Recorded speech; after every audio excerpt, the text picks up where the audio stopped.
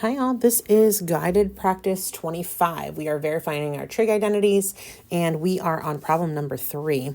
And remember, our strategy here is to convert everything to sines and cosines. So my tangents, I'm going to make sine over cosine. Secant, I'm going to make 1 over cosine. And cosecant, I'm going to make 1 over sine. So it's going to look like this. So we're going to have sine x over cosine x all over 1 plus 1 over cosine. Now notice this is creating fractions and fractions, but we'll take care of that next.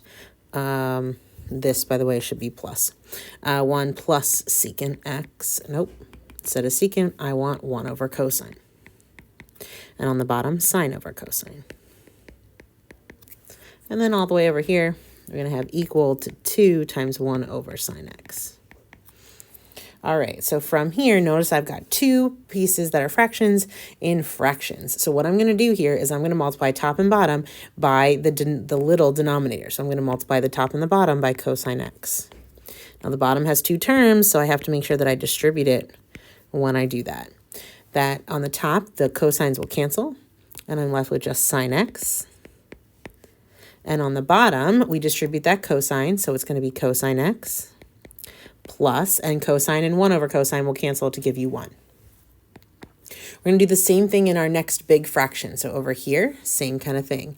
We're going to take and multiply the top by the cosine of x and the bottom by the cosine of x, right? We do this all the time when we want to clear our fractions and fractions.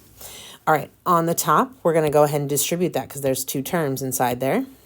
And that's going to give us cosine of x plus, and 1 over cosine times cosine gives you 1. On the bottom, these 2 cancel, and I'm left with just sine x equal to 2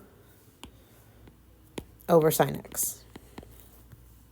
Okay, so we've reduced it to this one. All right, now I don't have fractions and fractions, but I still have fractions. So we're going to now clear our fractions. We're going to multiply both sides by both denominators. So I'm going to multiply both sides by sine x and by cosine x plus 1.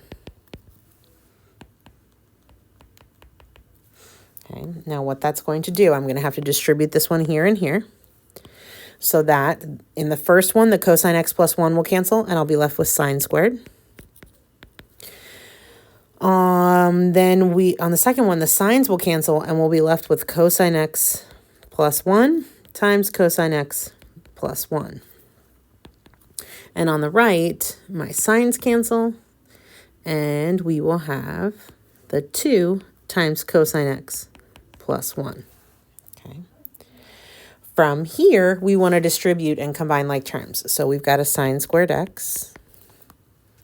In the middle, we're going to FOIL. So the first term would be cosine squared plus cosine x plus cosine x plus 1. On the right, we're distributing that 2 to give us 2 cosine x plus 1. Okay. Now, we're going to do a couple of things in this next turn here. These 2 are our identity. Those 2 get replaced with a 1. These 2 are like terms, so they can be combined. So I'm going to have 1 plus 2 cosine x plus 1. And that's, whoops, hold on up here. That's not a 1. Distribute your 2 to both pieces. That's a 2.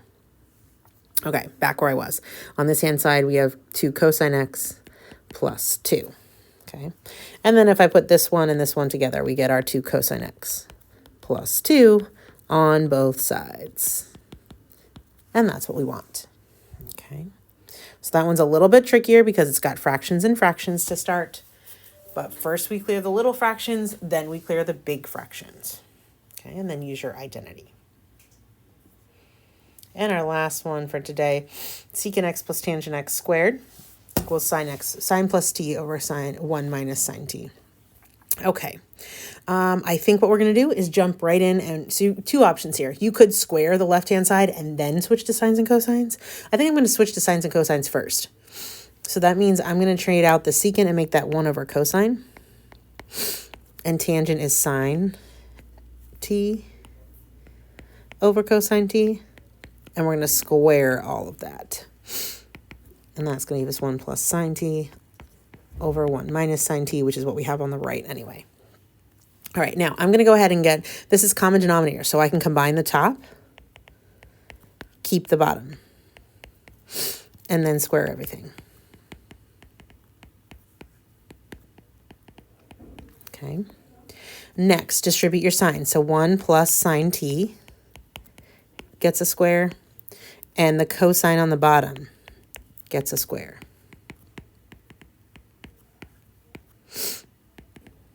Okay. Now, I got a lot of 1 plus signs and 1 minus signs flying around here, but what I want to do is focus in on the cosine, right? Remember that our identity up above is that sine squared x plus cosine squared x equals 1. So I can get an identity for just cosine if I subtract the sine to the other side. So if I subtract sine squared from both sides, I get 1 minus sine squared.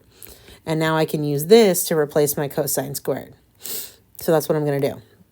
So I'm going to have 1 plus sine of t, everything squared. Now I'm not going to FOIL that one out because these two match, right? So I don't want to get rid of that because otherwise they won't match. And then the cosine squared t is 1 minus sine squared t. All right. Now, what I have here on the bottom on the left, the 1 minus sine squared t, if that's a difference of 2 squares, so I can factor that. So I'm going to keep my 1 plus sine t quantity squared up top, and I'm going to factor the bottom, and that's going to be 1 minus sine t and 1 plus sine t. And the right-hand side is just hanging out, going along for the ride.